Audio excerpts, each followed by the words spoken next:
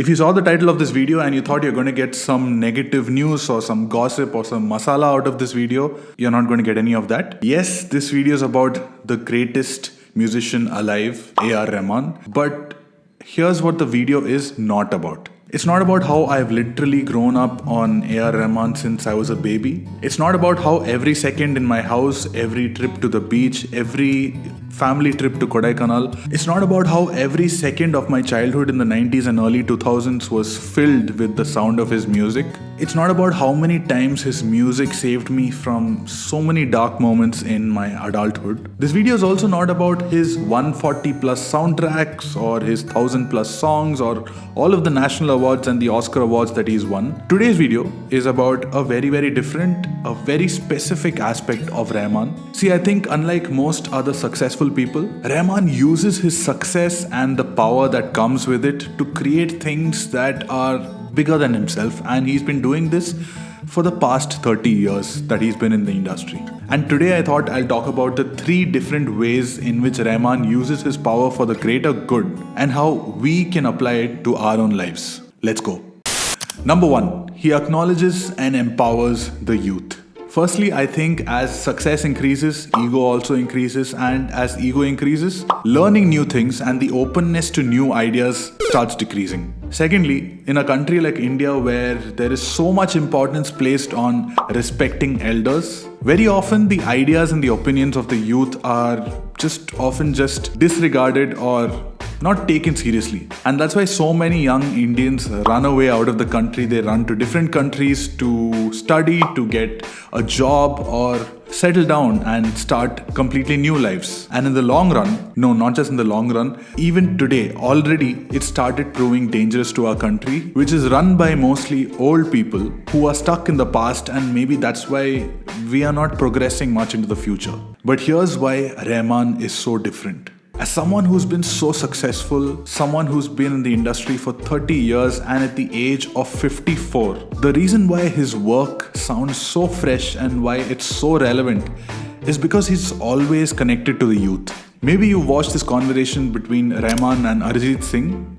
If you've not watched it, please go watch it. It's like therapy. Anyways, in this conversation, every now and then, Rahman mentions the name of some young artist and asks Arijit, have you heard of this guy? Have you heard of this girl? And Arijit hasn't heard of any of these names. And what that means is, in terms of exploring the internet, constantly being up to date with everything that's happening in the music scene, and also scouting for the next big talent, in terms of all of these things, Rahman is on a different league altogether. And this is something that each one of us, as we're all growing a little older every day, it's something that each one of us can absorb. To always stay connected to the youth, their ideas, recognize their talent, appreciate their talent, and find new ways to empower them. Which brings me to number 2. He's building a future ecosystem. For someone like Rahman, creating music comes above everything else, above pride, above ego. And if he spots a young talent, he either makes sure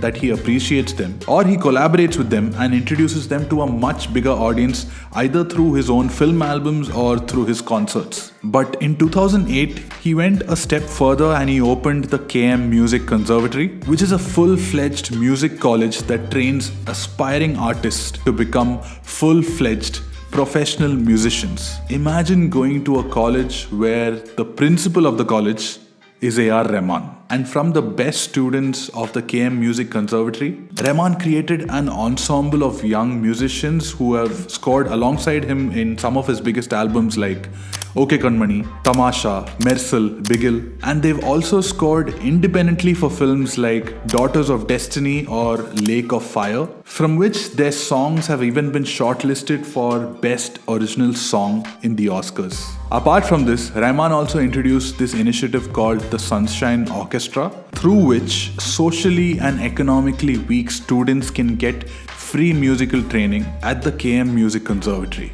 In a country like ours where the population is so high and the resources are so low, a career in the arts, or especially a field like music, it's usually discouraged by our parents. Most Indian parents who are worried about the safety or the stability of their children, they'll be completely against letting their children get into something like music, and that's why people in powerful positions, people who have accomplished a lot themselves, if some of them come out and encourage young talents, create a pathway and opportunities for them to prove their talent on a bigger scale, if more and more successful people do this, so many more kids will have the courage to actually pursue their passion in music, and so many parents, they'll have so much more confidence and so much more of a peace of mind to allow their kids to just do what they love.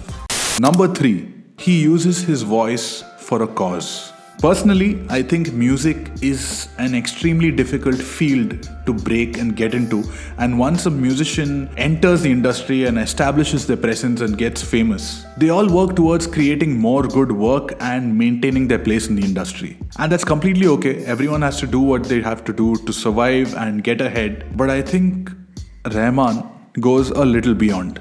Apart from introducing fresh talents every now and then through his own film albums, Rahman has always tried to use his fame and popularity to spread awareness about different causes. And his latest initiative is Maja, which is a tech platform to empower independent musicians in South India. And this is extremely special because there is just so much independent talent over here, but they may not have the resources or the bandwidth to reach the audience that they deserve. Most recently, one of Tamil Nadu's most incredible talents, Arivu, the rapper from Casteless Collective, he collaborated with the singer Dee, and of course one of my other favorite music composers, Santosh Narayanan, to create a single called